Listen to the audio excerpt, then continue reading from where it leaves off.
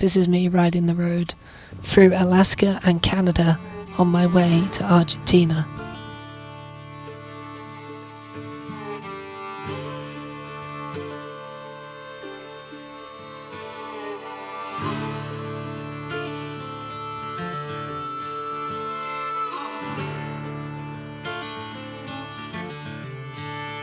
But let me take you back to the beginning. I set off from England to Holland on May 18th. I'm cycling Europe's largest shipping lane, the Rhine River. Switzerland, France, Germany and Holland, the largest economies in Europe, build their borders on its banks. This was a shakedown tour that would lead directly to me flying to Vancouver. I cycled to Frankfurt over 2 weeks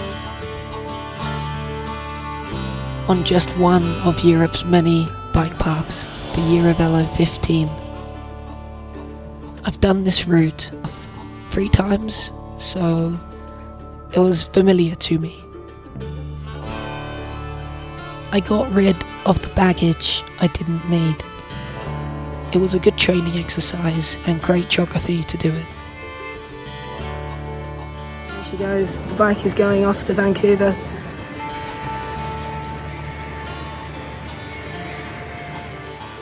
I arrived in Vancouver with one goal. I wanted to ride north, so I added a new suspension saddle to my bike to make the gravel roads in Alaska a bit more comfortable.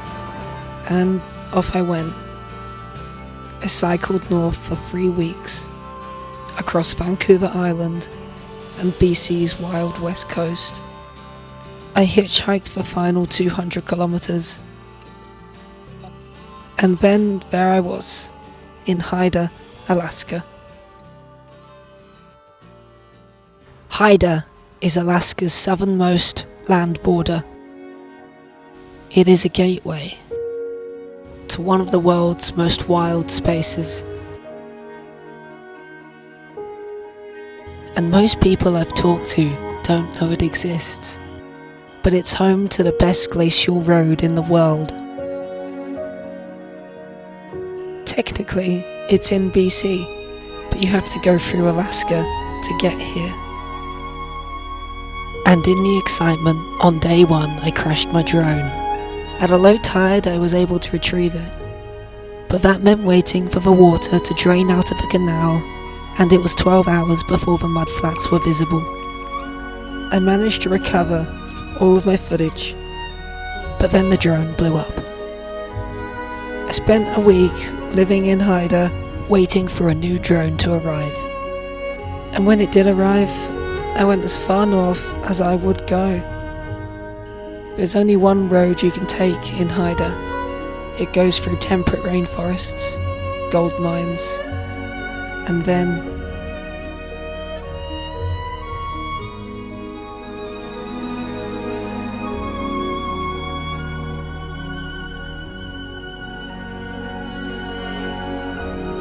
Salmon Glacier.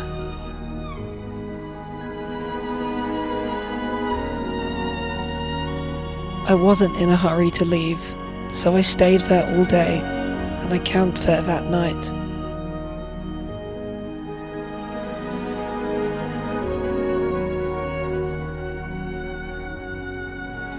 And I wasn't the only one.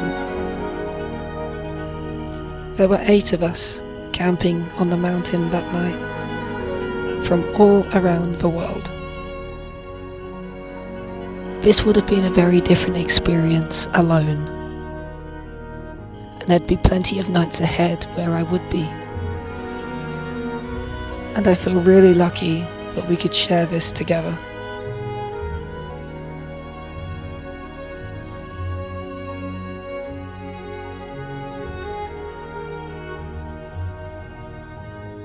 I felt so incredibly small, totally insignificant, and completely at peace.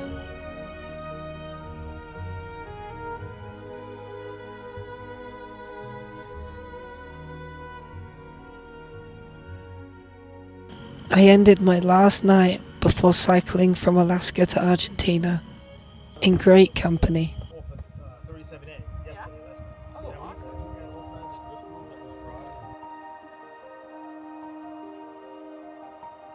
Mountain bikers, librarians, the Navy, cats and dogs, families, teachers.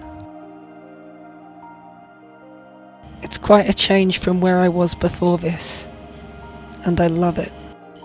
I was on the Great Barrier Reef, the largest living structure on the planet. I was a marine biologist. I was an explorer of coral reefs, and this is the very furthest I explored, beyond the North Wall. I ran snorkel tours, and I'm so grateful for every experience I got to share with my guests. We would ride out to sea together every day in good weather and bad weather, and make every day a goddamn good day. I've swapped warm for cold and reef for road.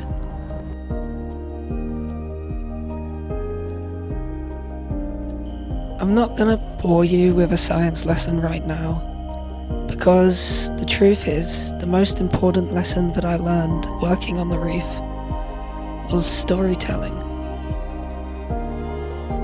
And working here made me want to tell a big story. And now I have the technology to share that. When so many moments happen around you that are irreplaceable, unforgettable, psychedelic, emotional, you might think it's because of where you are, but we can be anywhere, simply watching what's happening in front of us and letting it in, and to let it back out. To do this with a camera is a hard skill to learn, but if you can, film the experience and share it. You should. I quit my job about 4 months ago. I flew back to England and I prepared to cycle to the end of the world. Starting at Salmon Glacier, I'm going to do a loop around BC, dipping into Alberta's national parks before coming back to Vancouver and cycling south. I'm not really doing this for a charity, and this isn't gonna be a scientific video.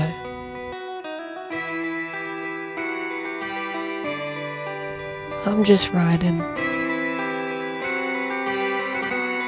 and telling the story.